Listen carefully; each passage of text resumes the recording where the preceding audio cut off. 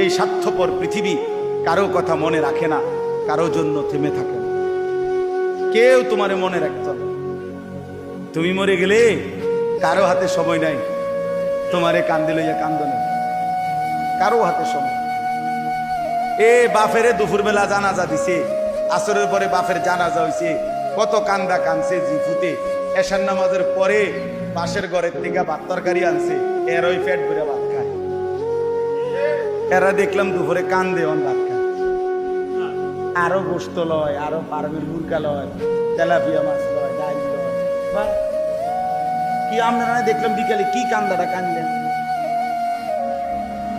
বুঝেন? অর্থাৎ বুঝাইতে চায় ওনার জন্য তো আমি না খাইয়ে মরে গেলে হইতো না, ঠিক আছে কাঁদছি তো কাঁদি। অর্থাৎ দুনিয়া থেমে থাকে না, কারো জন্যই কি থাকে না, থেমে থাকে। এই জন্য দুনিয়া নিয়েই ব্যস্ত না হই, আখিরাতের ফিকির করি। আল্লাহ তাআলা আমাদেরকে তৌফিক দেন। আজকের এই মজলিস, আজকের এই মজমা আল্লাহ কবুল করে নেন।